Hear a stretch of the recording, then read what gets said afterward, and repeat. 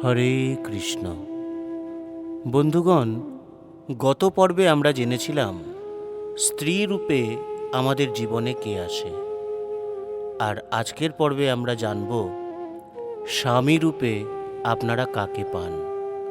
আসুন শুরু করা যাক সেই গভীর তত্ত্ব যা গরুড় পুরাণ, পদ্মপুরাণ এবং ভগবান শ্রীকৃষ্ণের মুখ নিঃসৃত বাণী। শাস্ত্রমতে বিবাহ কেবল একটি সামাজিক চুক্তি নয়, এটি একটি জন্মান্তরের বন্ধন। পূর্বজন্মের কর্মফল এবং পাওনা দেনার হিসাব চুকাতে ঈশ্বর নির্দিষ্ট ব্যক্তিকে স্বামী হিসেবে আমাদের জীবনে পাঠান।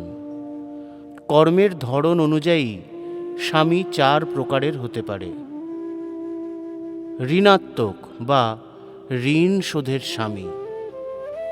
পূর্বজন্মে যদি কারো কাছ থেকে আপনি কিছু গ্রহণ করে থাকেন কিন্তু তা ফেরত না দেন, তবে সেই ব্যক্তি এই জন্মে স্বামী হয়ে আসতে পারে আপনার থেকে সেই ঋণ উসুল করতে।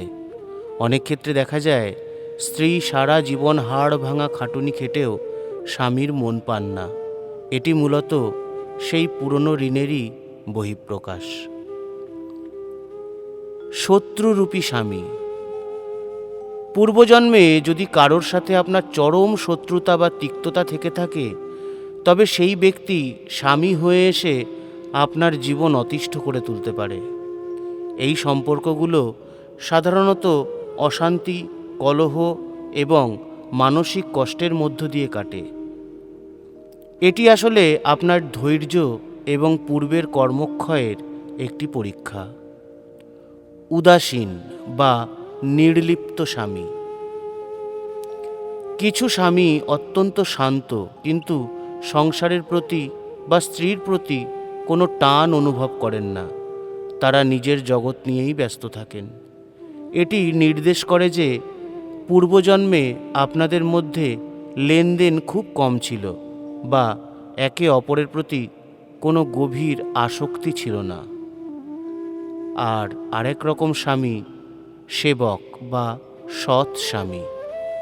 পূর্বজন্মের কোনো মহৎ কাজ বা সেবার ফলে আমরা এমন স্বামী পাই যে কেবল জীবনসঙ্গী নয়, বরং একজন অভিভাবক ও বন্ধুর মতো পাশে থাকে।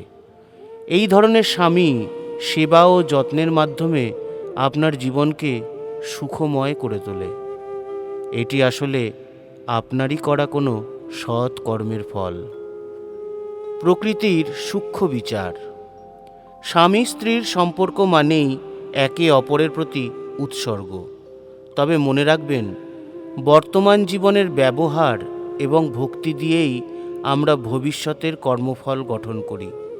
স্বামী যেমনই হোক, তাকে সেবা এবং ধৈর্য দিয়ে গ্রহণ করলে অনেক অশুভ কর্মফলও খণ্ডন হয়ে যায়।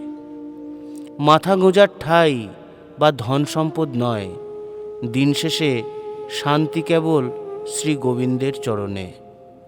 সংসারের সব দায়িত্ব পালন করেও আমাদের লক্ষ্য হওয়া উচিত সেই পরমেশ্বরের সেবা।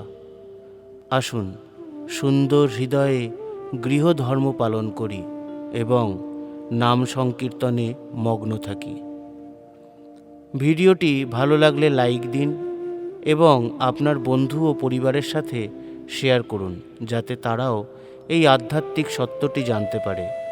এমনই সব পৌরাণিক এবং জীবনমুখী সত্য জানতে আমাদের চ্যানেলটি সাবস্ক্রাইব করে বেল আইকনটি প্রেস করে রাখুন। দেখা হবে পরবর্তী পর্বে। জয় শ্রীকৃষ্ণ।